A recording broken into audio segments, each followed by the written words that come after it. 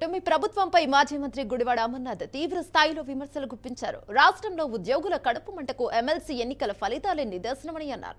ఎవరు గెలిస్తే వారే మా అభ్యర్థి అని చెప్పుకోవడం సిగ్గుచేటు అని మండిపడ్డారు. రఘువర్మ ఓటమి తర్వాత తమకు సంబంధం లేదని మంత్రి అచ్చెన్నాయుడు అనడం విడ్డూరంగా ఉందని ఆగ్రహాన్ని వ్యక్తం చేశారు. ప్రభుత్వ పనితీరుకు ఎమ్మెల్సీ ఎన్నిక ఫలితమే నిదర్శనమని తెలిపారు. విద్యాశాఖకు మంత్రిగా సీఎం కుమారుడు లోకేష్ ఉద్యోగులకు పీఆర్సీ ఇస్తామని మోసం చేశారని మండిపడ్డారు. అందుకే టీచర్స్ ఎన్నికల్లో మీ మద్దతు ఉన్న అభ్యర్థిని చిత్తుగా ఓడించారని ఎద్దేవా చేశారు.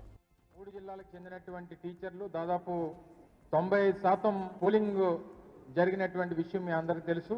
తద్వారా పోలైనటువంటి దాదాపు 20,000 మంది ఉపాధ్యాయులు వేసినటువంటి ఓట్లు గాను వచ్చినటువంటి ఎన్నికల ఫలితాన్ని కూడా నిన్న ఈ ప్రాంత ప్రజలందరూ కూడా చూశారు. సరే, ముందు నుంచి మా తాలూకా స్టాండ్ వైఎస్ఆర్ కాంగ్రెస్ పార్టీ తాలూకా స్టాండ్ కానీ లేదా మీ తాలూకా పాత్ర ఏంటి ఎన్నికల్లో అనేటువంటి విషయాలు చాలా సందర్భాల్లో పత్రికా మిత్రులు చాలా మంది అడిగారు.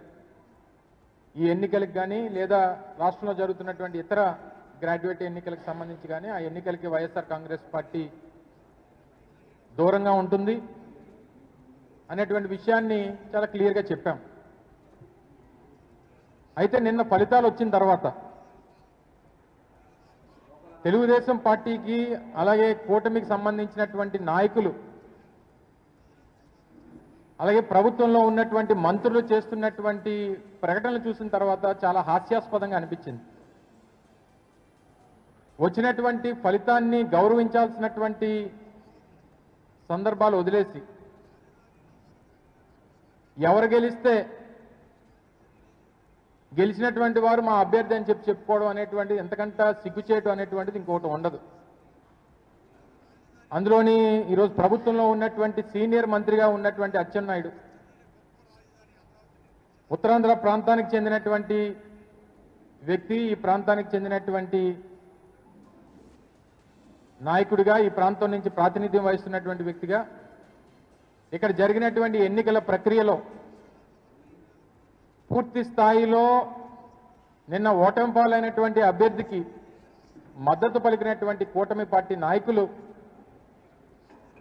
తీరా ఫలితం వచ్చిన తర్వాత నిన్న శ్రీనివాసులు నాయుడు గారు టీచర్స్ ఎమ్మెల్సీగా ఎన్నికైన తర్వాత